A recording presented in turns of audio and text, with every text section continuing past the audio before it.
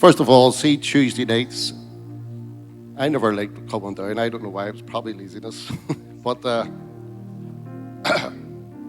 you see, when you're here on a Tuesday and you see people praying, I would love to be able to pray like Billy and Margaret. But I've noticed, see, the more you get into it and the more you pray, the changes in people's lives and your own lives. I remember, Jack, you prayed for me one time because you knew there was something going on in my life, and you put hands on me and you turned around and says, there's a wall. You've built that wall. And I knew it was too. It was alcohol. And I had to break that barrier and break away from that. And it did, thankfully. And I see other people in here struggling with the same thing. And you're always going to struggle unless you tear down them walls and break them boundaries. You're always going to live the same life. Do you want to change or not? But I see great stuff happening in this church, and I think we're in for a great year. I do. I think there's going to be a lot of miracles in this place. There's going to be a lot of healings. But you have to be open for it. It's the same with evangelism. Every one of us in here is an evangelist. But we have to take it out the streets. Even when you're just day to day, when you're out doing whatever you're doing, stop somebody, talk to them, let them know about what the Lord's done in your life. Change people's lives. As I say, you've got to break your own barriers down. I tell you what, it's a barrier even standing here talking to people today. It's already talking individually to somebody, but I believe that there's great stuff going to happen this year. But you've got to be open for it. Okay, Lord. Thank you, Johnny. Thank you, mate.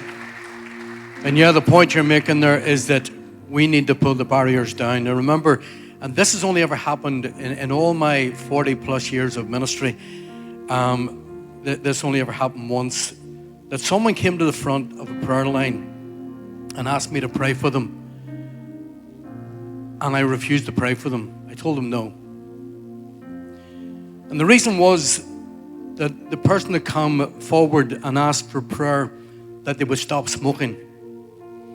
I don't take a religious position on smoking, I take a health position on it. My brother died a few months ago because of smoking. My mother died sooner than what she should have done because of smoking. It's a health thing, it's not just a religious thing. Although, if Jesus were here, I wouldn't see him standing outside having a smoke before the worship service. Now, I'm not saying that to judge people, because you understand that people are struggling with things, and Johnny made that point. But the person who came to the front wanted me to pray for them that they would stop smoking. And I looked at them and I said, do you want to stop smoking? And they said, no. And I said, look, okay, until you want to stop smoking, do you want to break the habit? I'm not going to pray for you.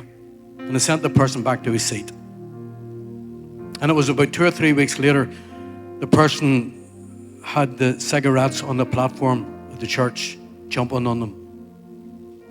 Because it comes down to us as individuals. And it's making that response, as Johnny said. For him, it was alcohol. For others, it might be something else. But whatever it is, you need to tear down those walls. Don't just ask God to do things you're not prepared to do yourself.